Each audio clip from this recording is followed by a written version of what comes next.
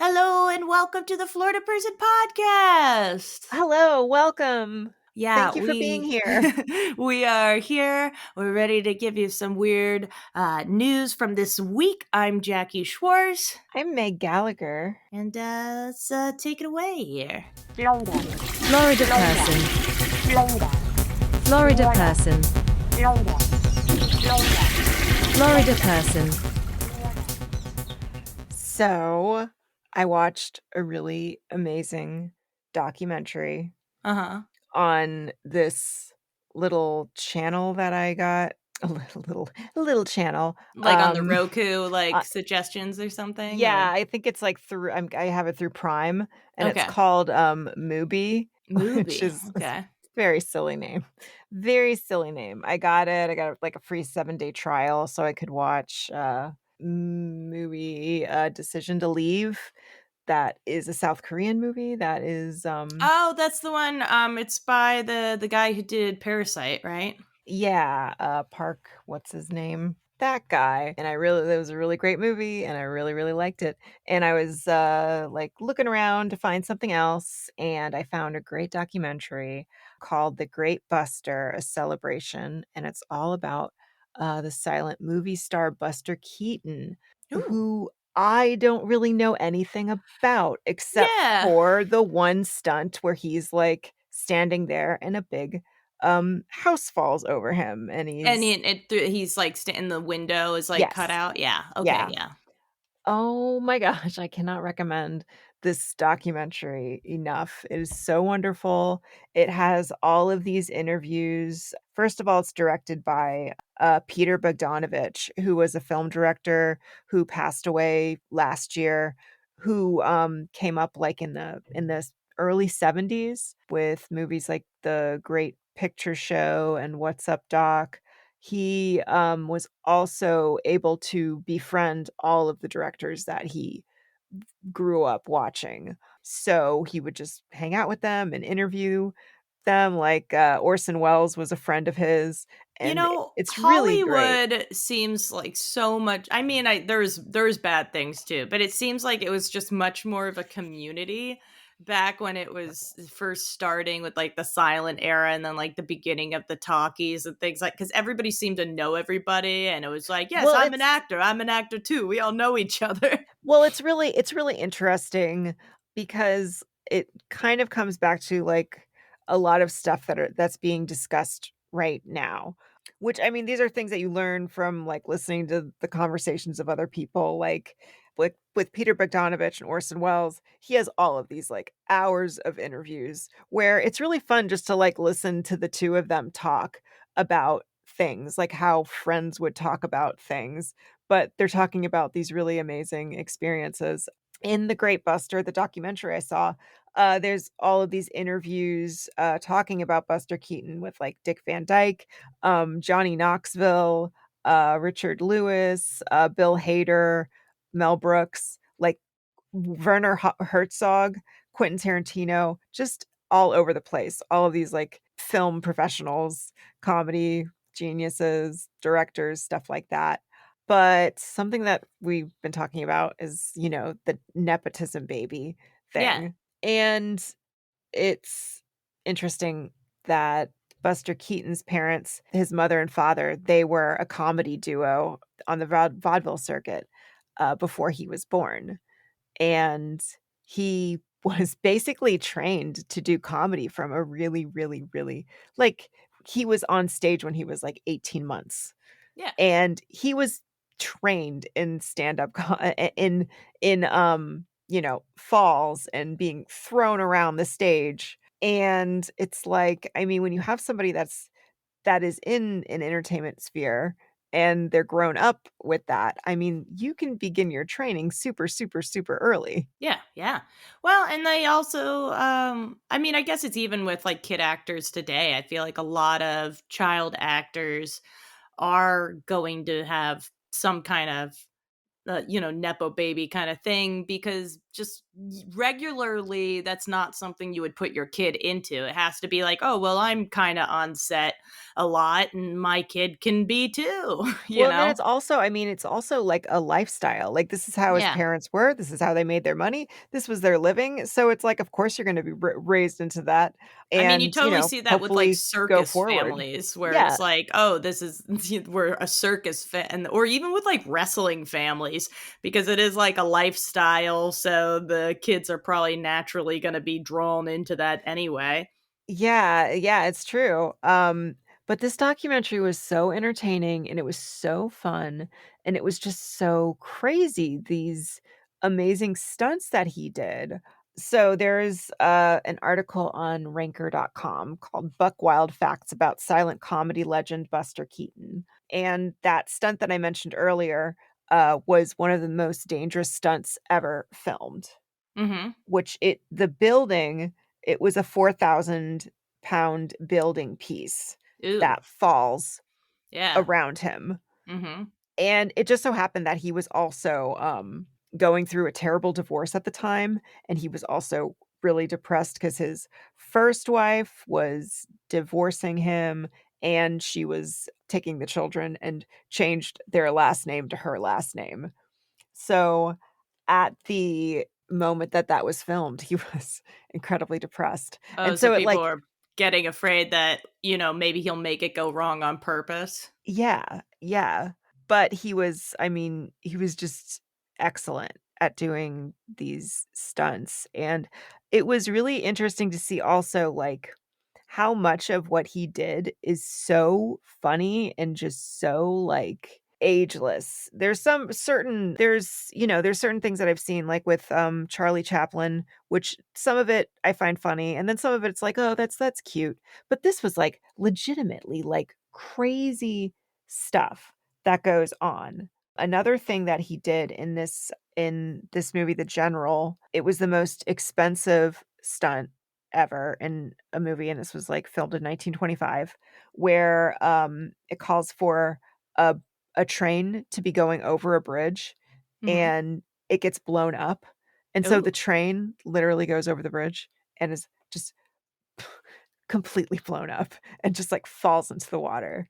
And it's just so wild to see something like that. That's such a action, it's like such a yeah. action, crazy, funny action thing, and it It's costs. also that's really expensive now. Like I know Yeah. they've done that over in the Keys where the 7 Mile Bridge is, the old 7 Mile Bridge where they had built a new 7 Mile Bridge, but you can see the old 7 Mile Bridge next to it, and it's, got a big hole in the middle because after they built the new one, because the other one was structurally damaged, they blew it up for like an action movie, and I can't remember what action movie that is, but that was a big thing.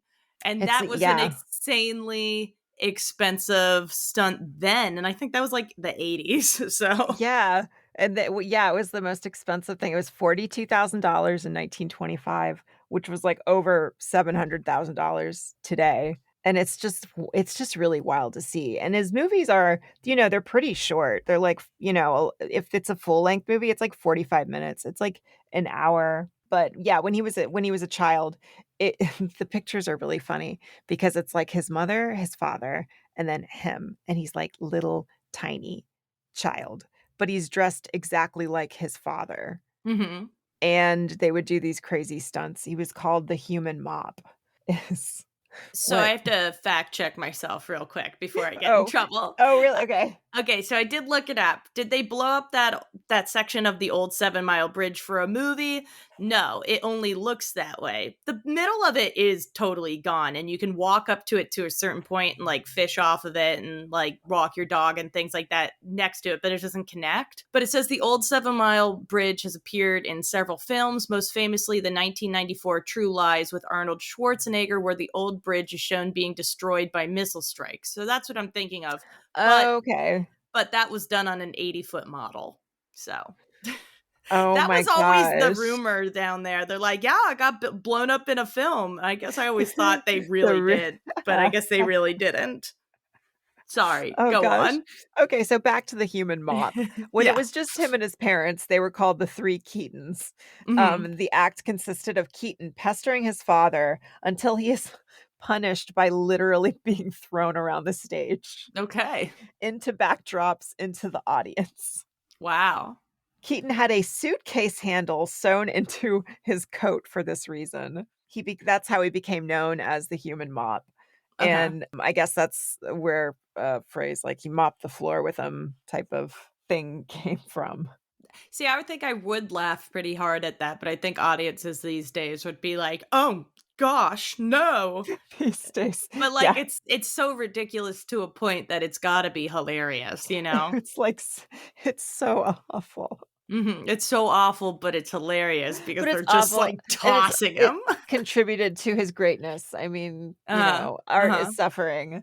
Also, Harry Houdini is rumored to have given him his stage name because when somebody would fall, they would call it a buster, and Oh. so he saw, I guess I So his guess. actual name was Buster, that wasn't changed or, like, a stage name or No, anything? it was the nickname that I Oh, mean, it okay. became his stage name. His real Right. name was Joseph Keaton, Okay. but Harry Houdini saw him, I guess, getting mopped across the floor by his father.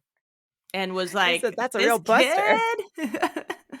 Oh, boy. I like the name Buster, though. I think, I like, it's a good know, I dog name. love that. I love it. Or So, anybody name. I'll name my kid Buster, how about that? And then Buster, yeah, they everybody will did be fine with it. in Arrested Development in the first Yeah. season, they did Yeah, that. Buster. They did that gag with the character Buster. I love it. So, I guess I'll take a break from Buster Keaton right now, and I'll let you tell me what's going on in the real news, in the new Sure. news, Here's the modern real news. here's the real news. So, Groundhog Day was just, like, a minute ago, right? Yeah. So there's this article coming out of the Associated Press talking about Groundhog Day, but they're kind of like, it's the headline is "Don't like Phil's forecast? Check out these rodents instead." So we're going to talk about some other rodents Oh, here. oh I gosh. love rodents. So let's talk rodents. And while we're at it, I've listened to a lot of the stuff about Phil this last week, and they are saying he's predicting more winter, which as somebody who wants to go skiing a whole bunch, I'm totally fine with that. And I'm kind of loving all the rain and stuff because it's making everything so pretty out here. There's like grass Oh, sprouting up everywhere. And I'm for it. I like Phil. this. It's Alright, good, Phil. but a lot of people don't like that. Possibly if you're in, Texas right now, or the Northeast, or Chicago, or all these places that are getting the ice storms and the winter vortexes and all these crazy things. Yeah. I assume you didn't like that.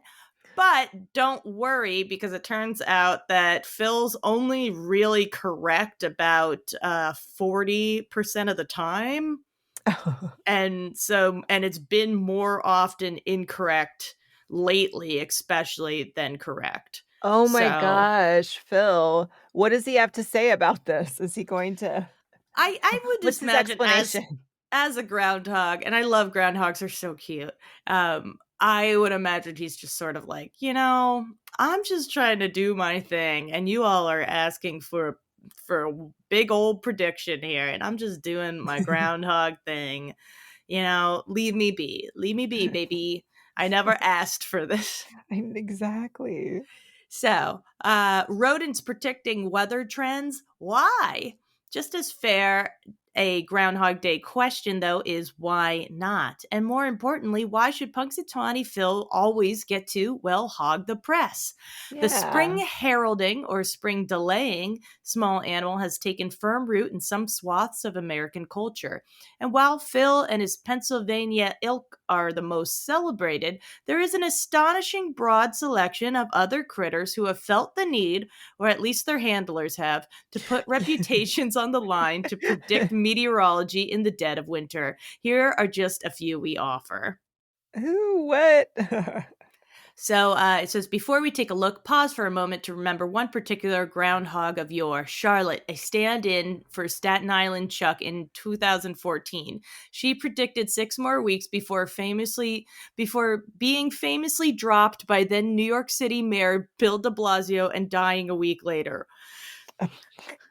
Jeez.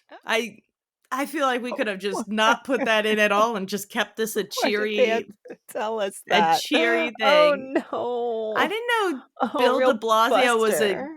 was a groundhog murderer. Jeez. I guess that's why they didn't like him. Yeah, I guess not. They were like, he murdered Charlotte. Gosh. Yeah, R.I.P. Charlotte. So, Jeez.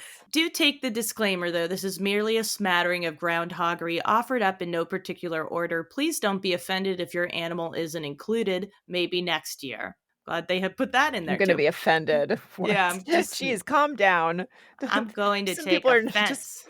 It's gonna get on Twitter. So there was Jimmy the groundhog from Wisconsin who caused controversy in 2015 after he do? biting the mayor of Sun Prairie on the ear. That's There was Milltown Mel of New Jersey. The event got caught up in problems with state law this year after the previous prognosticator expired. Okay. so So I guess he died and he ruined this event. Like he just he ruined it. because they had to have like an election or something for I the next one. guess. I don't know. Woody the He woodchuck. didn't have an heir. Yeah. You didn't have a plan? What if Bill de Blasio was there and had like dropped Mel? They even needed a plan. Woody the woodchuck from Michigan emerged from a tiny green door in a small human-made tree stump on Thursday. A woodchuck. There's Woodstock Willie in Illinois. He saw his shadow Thursday, site of where the best ever PR around that day, the 1993 movie Groundhog Day, was filmed. So if you want to get some really good stuff, go to Illinois, I guess. Octario Orphy from Pennsylvania predicts from a home based in Corryville in Lancaster County, Pennsylvania. Because of Pennsylvania Dutch folklore, which helped give birth to the Groundhog Day tradition, that region has several on the job, including Mountjoy Minnie and Dover Doug. So Pennsylvania is just chock full of groundhogs. If you're there on Groundhog Day, you can find an event near you. Oh my God. There must be like a groundhog community, and these like people must talk shit about the other groundhogs. Like, yeah, really. Because there's Staten Island Chuck in New York, a longtime predictor in the New York City borough. This year, the mayor did not attend. Thank God. Okay. Buckeyed Chuck in Ohio, another Chuck, this one further inland. This year, according to reports, Chuck used publicly was stuffed under... What is this sentence? The Chuck used publicly was a stuffed one after an animal rights group objected to how a live one had been treated. So... Buckeye Chuck's a stuffed animal? What? Okay. What? And then I guess there's General Beauregard Lee from Georgia, who has a high accuracy rate and has contradicted Phil this year. So maybe we should be listening to Beauregard. Why is Phil the authority when there's all these other... I just read you so many other groundhogs that are doing the same thing. And for some reason, we're like, Phil's got it.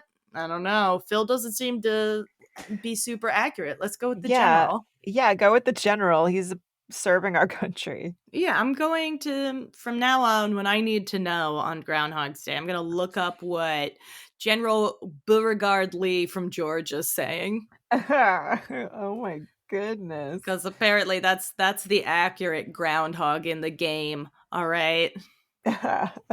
Know that. Just know that. Okay. Did they have a groundhog possum? Huh? You mean like a Punxsutawney possum? My mom asked me that yesterday. No, they're like totally different things. Oh wait. There was. What? There was Sand Mountain Sam. Okay. Isn't a possum and is in Alabama. Okay. So, and it's also predicting the weather with these other groundhogs? Yeah. in Marshall County, Sand Okay. Mountain Sam. Yeah. Well, I feel like they should have mentioned him, huh? They should have, exact oh, I guess they said rodents, right? And opossum is a marsupial, right?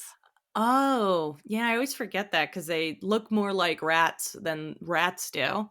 Yeah. Mhm. I just I had to like clear possums, I though. just had I to like how, like, grizzled they look. They, yeah, like, walk out and they're just like, "Gah, gah." like, they'd give you the truth about the winter.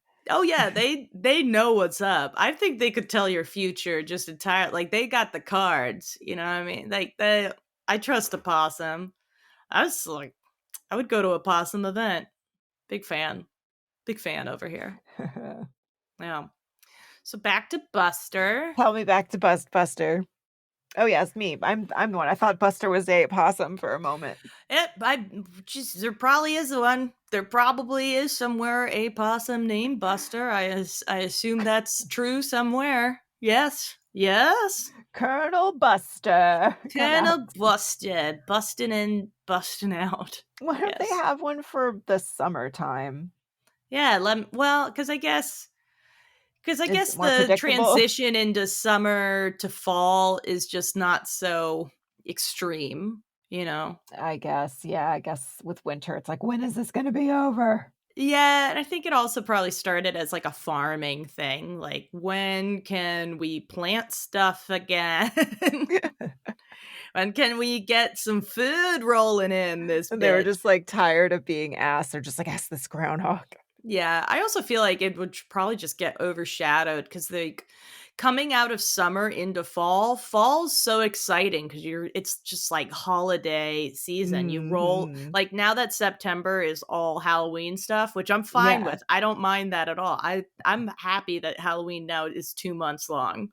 Yeah, me too. Same thing with Christmas. Like, yes, started in November. I want 2 months of Christmas, 2 months of Halloween. I want like one weekend where we do some Thanksgiving stuff, and that's all.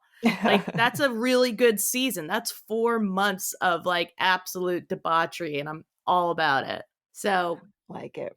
and there's like a lot to do. Like, every weekend, there's so much to do. So, probably would get overshadowed if you tried to stuff something else in there, Oh, yeah. you know? The animals have enough to do. Let's not put Yeah. another thing on their plate. Yeah. Yeah. You know? But it's probably a So whole back thing. so back to Buster the human, not the groundhog. Yeah. Okay.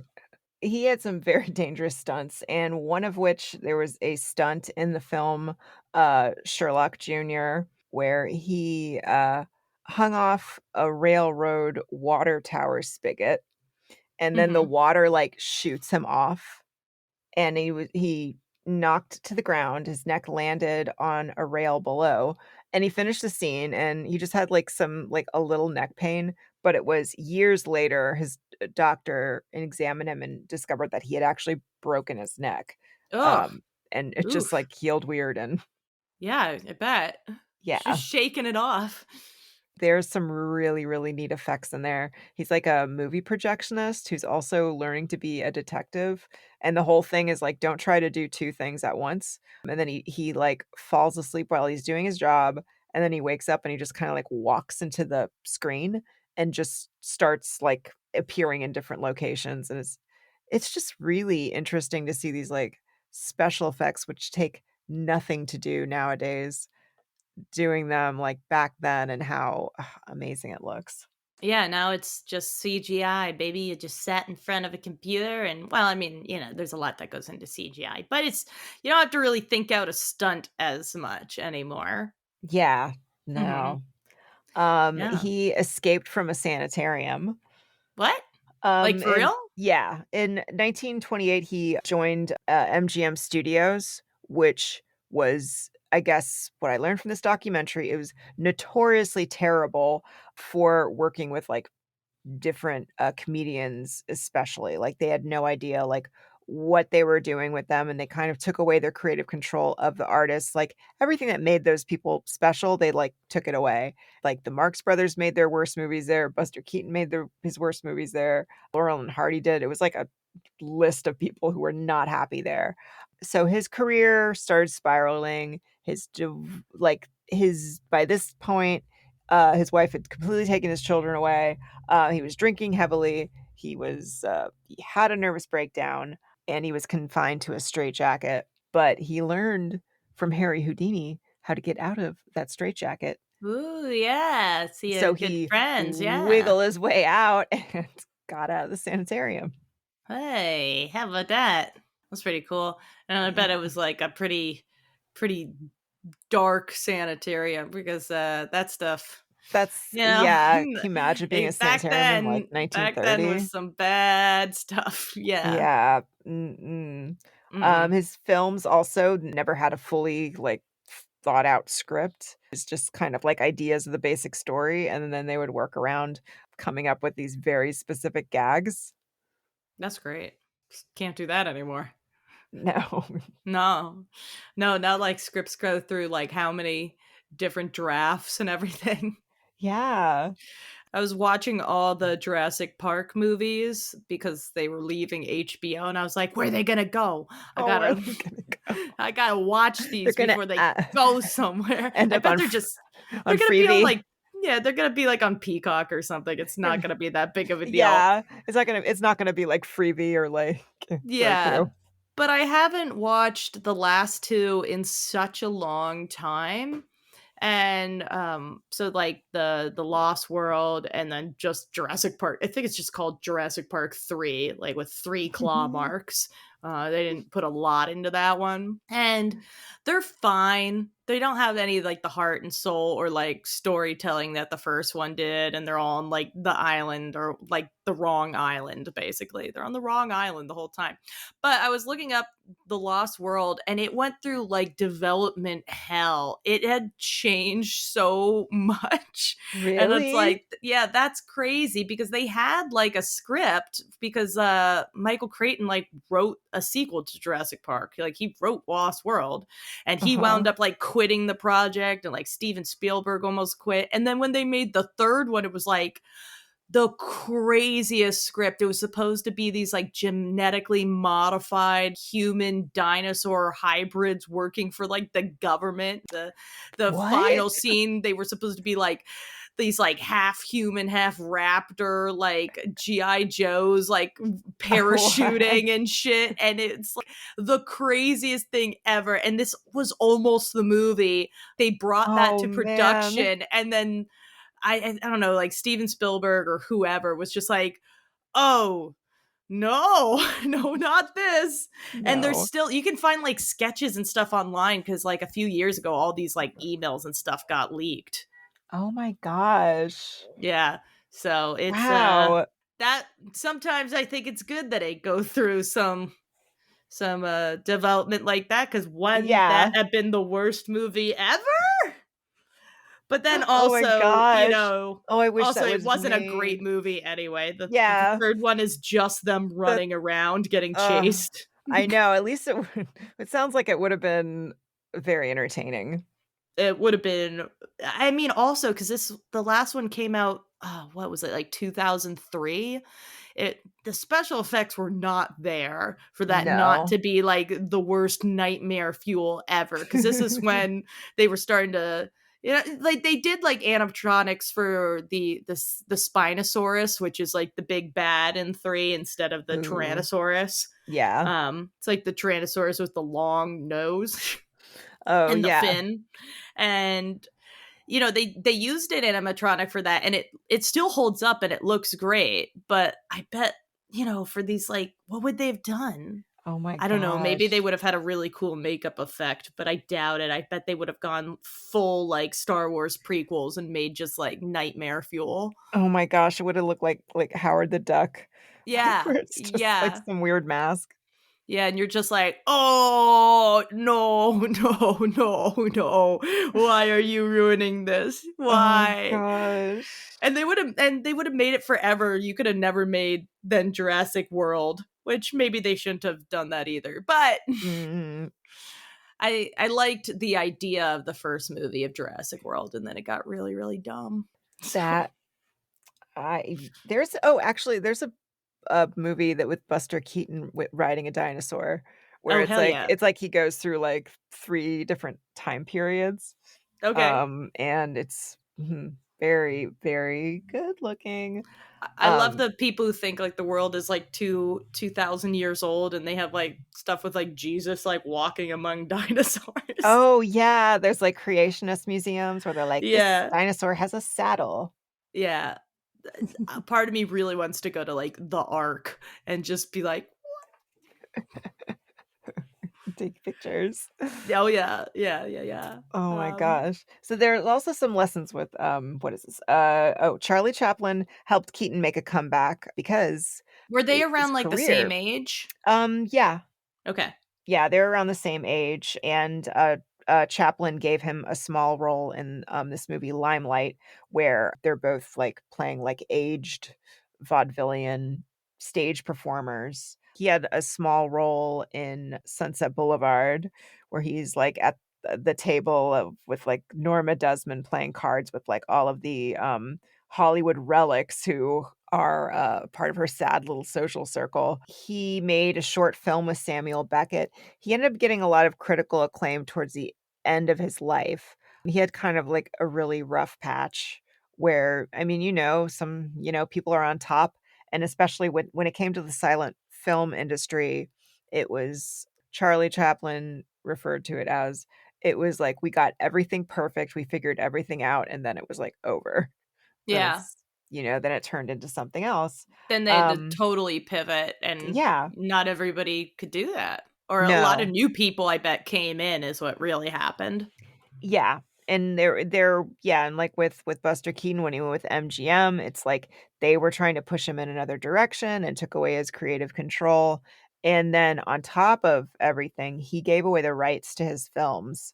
So, Charlie Chaplin and Harold Lloyd, they retained their rights, so Mm. that kept getting them money throughout the years, Yeah, but Taylor he did Swift could not have told do you that. that's a bad idea. I know, I guess he could've just shot all of his movies. Yeah, right? Jeez. Better get a time machine, I'll go back in time.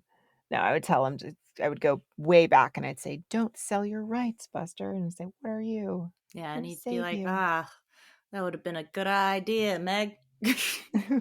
His legacy does live on in, many different references and popular films to this day from, like, Spider-Man and, also, people like, Jackie Chan considers him, like, one of his greatest inspirations. Oh, I So could definitely see that. When you said earlier when you were watching this that they interviewed Johnny Knoxville, I was like, "Oh, yeah. Yeah, I could definitely." I think they even did yeah, they what did was that it? stunt. They did that stunt, although Yeah. it probably wasn't like 3,000 or 6,000 pounds or What whatever you it said. it was, It and he says it was, like, yeah, and it was so dangerous, and they were like, Don't whatever you do, don't move." Yeah, because I remember it's like what, Jackass 3 or something. They do it at Mhm. the they have a big finale where it's like all done in one shot. And I Yeah. remember it was like Bam Margera gets like where he gets pulled away. He like they have like him step into a slip knot and get pulled away by a horse. Oh my And I gosh. guess that like messed up his back really bad and was like kind of the start of him, getting into opioids and everything. Oh. Yeah. Oof. Yeah. Yeah, so You can get really hurt. yeah, Jackie Chan also, he did that a similar bit in one of his films. It's It's interesting really to see. iconic. I mean, I it's mean, I like can think of it that's, right in my head in here. Yeah. it's like nothing just exists in a vacuum. So it's No. like these, things that we're seeing come from other things and are just kind of like mixed up, and it doesn't References. mean it's unoriginal. It's like it's No, just but art is built on built on other references, I things. think, Yeah. like you reference great work and everything's like a reference to something else. Yeah. Yeah. So, it's So, all different lived experiences. yeah, so I recommend that. I'll send you the link to that documentary, and it was great. Yeah. So, He yeah. wasn't the guy, that famous clip of the guy hanging off of the clock tower? Uh, Probably was because I saw in this documentary, I saw him hanging off of, like, everything, everywhere, doing all of these stunts with Let me boats see. and trains. Oh, I think it is, yeah. Um, Yeah, I yes, mean, from these are Safety Last. yeah. I mean, there was this one movie where there's a hurricane that comes in, and it's like it's just so neat to see these effects of, like, the hurricane where it's like this building just, like, completely, like, blows away, and he's like Yeah, all and these then going that through all these crazy, like, imaginative, like, amazing things, so yeah, that's awesome. it's just really fun to see something that's so old, but also so entertaining and just really, fresh. But it had to do with, like, his delivery was always, like, he always looked absolutely miserable and just it's so funny to see somebody with that face Oh, doing so crazy things. so I keep coming back to this because this is like what I know. So that scene in Safety Last where he's hanging off the clock tower, it is very iconic and it's been in the public domain for a while. And this is why I know it so well. Because Mhm. this small TV company I worked with in Chicago really wanted to make a commercial of our guy who just did like the reads doing that stunt, and I was Uh-huh. like, what does this have to do though with like what we're selling? And this dude was just so obsessed with it. He's like, no, we'll just recreate it. We just have to recreate the scene. But but, And we just did it on like a green screen and it looks pretty fake and everything. And I'm like, we sold oh, international that's programming. Like it was yeah, and programming that's from other countries. It had nothing to do with like what we were selling. It was no, so and the dumb. the f I mean, the fun things about what makes that gag funny and exciting is that it's a real thing that he's doing. It's not like, "I'm Mhm. in front of a green screen." That's, like, so lame. It does look like they parody it in one of the Back to the Futures though, so keep your eye Oh, out. yeah, Uh-huh. yeah. Yeah, so there you go. There you go. We all Oh, know it. We all love it. we know it, we love it, we'll learn Yeah, more about Buster it. Keaton, what a cool guy. I like that Yeah. one. And I he had a like great that and one a lot. he did get married 3 times, but his last wife, Eleanor, was real, real nice. I think they were married for, like, the last 25 years of his life. And she was really Well, involved with in his career and keeping his image going and, after he died, keeping his, legacy going and just really, really cool lady. yeah, I mean sometimes it's like that in show business, you know. Mhm. You got a few tries before you get the one who's Yeah. there for you for real. Yeah, and show business and real life, definitely. Yeah, and in real life too. Yeah, yeah. We gotta go through some scrubs. And also, like, when people are like, he was married 3 times, I'm like, yeah, but back then you got married real young and you got Yeah, married after dating for like a couple weeks. You're like, this is the one. yeah, So, you know, like, that's not too crazy that if you had the means to separate, you would be like, yeah, this wasn't working. yeah, I mean, it wasn't like, it's like, you there was a lot of, like, oh, impropriety if you're, like, what, going around and Yeah. Yeah. dating everybody. I mean, nowadays when somebody does have like way too many wives, like a Donald Trump kind of thing, you're like, what's, you could definitely slow down on that and find the right person. No one's pressuring you nowadays, so just like, like feel it out a little bit. Yeah, but people are gonna do what they're gonna do. That's why we have Yeah. divorce, right? That's why we got divorce. Yeah, Do so what you need to do, I guess. Anyway, so we'll close it out with a little Florida ditty. This Yay. one came up on my feed. It's not like a real recent thing. It's like kind of a piece about something. So it's not necessarily like topical, but it was just recently published Oh, I by wanna know. Victoria W. out of onlyinyourstate.com. The history Oh. of this abandoned Florida beach is bizarre, but true. Tell And us. I've been here. I've been here. So, Oh. located a few miles east of Key West, next door to the Naval Air Station base, lies the remnants of the Florida Keys' only legally sanctioned nude beach. Oh. Yeah.